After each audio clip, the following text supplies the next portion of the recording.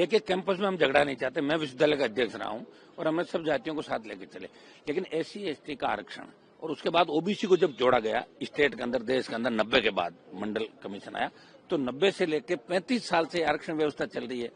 70 साल से आरक्षण व्यवस्था इस देश के अंदर चल रही है। कई स्टेट के अंदर तो आरक्षण 65% ज्यादा चला गया। वहां की स्टेट और दिल्ली मिलकर कहते हैं, सुप्रीम कोर्ट कहता 50 से ज्यादा नहीं होना चाहिए। कई स्टेट में 65% आरक्षण है। आरक्षित वर्गों को भी बैकलॉग नहीं भरे जा रहे हैं, उनको गलत तरीके से दूसरे लोगों को एंट्री करा के उनका आरक्षण छीना जा रहा है। ये हम देख रहे हैं प्राइवेट सेक्टर में, जगह जगह आप देख रहे हो वहां आरक्षण की व्यवस्था नहीं।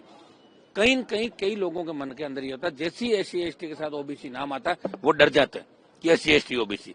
मैं ये कह रहा हूँ कि जब सरकार ने जो रूल सरकार लेके आई और UGC ने गाइडलाइन जारी कर दी, रूल बनाया, तो UGC ने जब रूल बनाया तो सरकार की जानकारी के अंदर ये था, और जानकारी में था तो अब सरकार बेक नहीं हो सकती। सरकार को सुप्रीम कोर्ट में अपना स्टैंड लेना चाहिए। मैं ये कह रहा हूँ इसके अंदर एक लाइन ये भी डालनी चाहिए कि SC ST OBC के साथ साथ प्रत्येक छात्र, चाहे उसकी कोई भी जाति हो, अगर उसको अपमानित किया गया, उसकी रैगिंग हुई या दूसरा हो, तो उन जो आरोपी हैं उनके खिलाफ कड़ी कार्रवाई होनी चाहिए। जातीय वैमनस्यता कैंपस में नहीं बढ़नी चाहिए। लेकिन OBC से मुझे नहीं लगता कि SC ST का आरक्षण लंबे समय से और OBC का भी 90 से, अब एकदम से बात कहां से उठ गई। और दूसरा, मुझे तो लगता है कई मामलों क्या सरकार भी बैकडोर से दूसरे दबाव बनाती है इधर उधर से। तो अब सरकार अगर स्टैंड बदलती है तो देश में मैसेज आएगा कि सरकार ने ही ये निर्णय कराया, और सरकार अगर स्टैंड पे रह जाती है तो सरकार की मजबूती का मैसेज जाएगा। अब सरकार को तय करना क्या करती है सरकार। लेकिन एक जो मैसेज था सामान्य वर्ग को, ये लग रहा था कि अगर गलत शिकायत हो गई तो वही हम सामान्य वर्ग के खिलाफ थोड़ी हैं। हमने तो आर्थिक आधार पर राजस्थान में आरक्षण की मांग करी थी कि आर्थिक आधार पर आरक्षण दो प्रत्येक जाति को। लेकिन इसका मतलब ये नहीं कि जो आरक्षित वर्ग है उनको कुछ न कुछ तो मिलना चाहिए ना यार। आरक्षित वर्ग, जब आप एडमिशन में आरक्षण दे रहे हो, नौकरियों में दे रहे हो, तो उन जिस तरह SC ST का जो एक्ट बना हुआ है, SC ST के छात्रों पर अगर के अत्याचार अन्याय हुआ तो उनके लिए कानून अलग प्रावधान रखता है। तो OBC के साथ भी होना चाहिए, क्यों नहीं हो। और OBC को जो आरक्षण मिल रहा है, अभी आरक्षण बढ़ना चाहिए जनगणना के हिसाब से। गाइडलाइन पे रोक लगा दिया है। ये तो ठीक ही, तो अच्छा किया है। ये जो UGC गाइडलाइन अनकॉन्स्टिट्यूशनल, इलीगल था, और सुप्रीम कोर्ट ने जो आपको पास से सुन रहे हैं, हम तो अंदर में थे, जो हुआ तो अच्छा हुआ, वो तो हम लोग का बात ही था, इसको बंद करना है। अब अच्छा, पिछले बार देखा है तो वक्फ बिल में बहुत सा प्रोविजन को स्टे कर दिया। अभी SIR में देख रहा है जे बंगाल में बहुत सा चेंज कर दिया है, और फिर चेंज करेगा। ये कोई तुगलकी राजत्व नहीं चलेगा।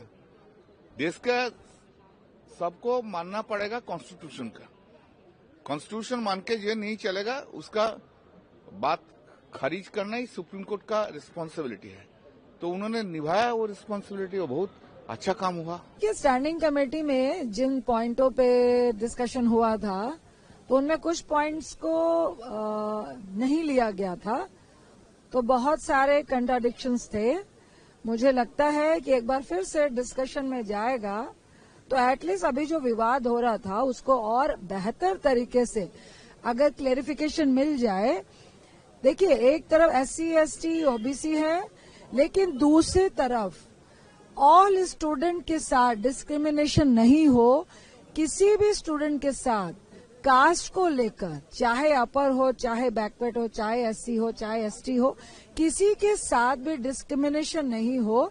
तो मुझे लगता है कि फिर से एक बार स्टैंडिंग कमेटी में, अगर जब सुप्रीम कोर्ट ने स्टे लगाई है तो जाने के बाद कुछ पॉइंट्स जो स्टैंडिंग कमेटी ने दिए थे, जो हम लोग को थोड़ा बहुत समझ आया, क्योंकि स्टैंडिंग कमेटी में मैं नहीं हूँ, उसको कुछ पॉइंट्स को नहीं लिया गया था। मुझे लगता है एक बार फिर से डिस्कशन होना चाहिए, क्योंकि बहुत सेंसिटिव इश्यू है और ऑल ओवर इंडिया के यूथ से जुड़ा हुआ है। First priority is youth.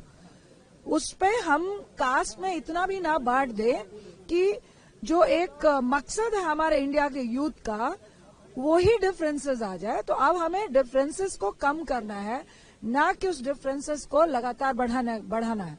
तो मुझे लगता है कि एक बार फिर से हम लोग को डिस्कस करना चाहिए। देखिए, कहीं ना कहीं कॉन्स्टिट्यूशन में तो पहले से ही डिस्क्रिमिनेशन के लिए इतना सब आर्टिकल बने हुए हैं कि there should be no discrimination, equality is way of life for everybody. लेकिन मुझे लगता है कि कहीं ना कहीं डिस्क्रिमिनेशन पहले से था, तभी ये नियम लाए गए थे। और मुझे लगता है कि सरकार को स्पष्ट होकर के सबके सामने ये स्टेटमेंट देना चाहिए कि वो करना क्या चाह रही है। वो पहले कुछ नियम इंट्रोड्यूस होता है, फिर सुप्रीम कोर्ट उसको रोल बैक कर लेती है। इस देश में आप देखेंगे कोई भी नई पॉलिसी आती है तो वो तुरंत रोल बैक हो जाती है। क्या हर चीज प्रोटेस्ट से रोल बैक हो जाएगी या फिर कोई सरकार सही तरीके से कोई नई पॉलिसी लेकर आएगी जो जनहित के लिए हो? अगर ये सुप्रीम कोर्ट में लिया है तो कहीं ना कहीं प्रेशर में लिया है, जनहित के लिए लिया होगा। लेकिन हमारे राष्ट्रीय अध्यक्ष जी कल उन्होंने बोला ये बात कि जितने भी दोषी हैं उनके ऊपर कार्रवाई होनी चाहिए और निर्दोष नहीं फंसने चाहिए। यही हमारी डिमांड रही है और ये सरकार तो मैं आपको सीधा सीधा बताता हूँ, ये पीडीए के खिलाफ है, फ्रॉम डे वन पीडीए के खिलाफ है। कहीं ना कहीं इनके विरुद्ध इनके खुद के लोग छिटक रहे थे तो ये इन्होंने बहुत दबाव बनाया है और मुझे लगता है ये दबाव का ही है कि आज सुप्रीम कोर्ट ने वापस।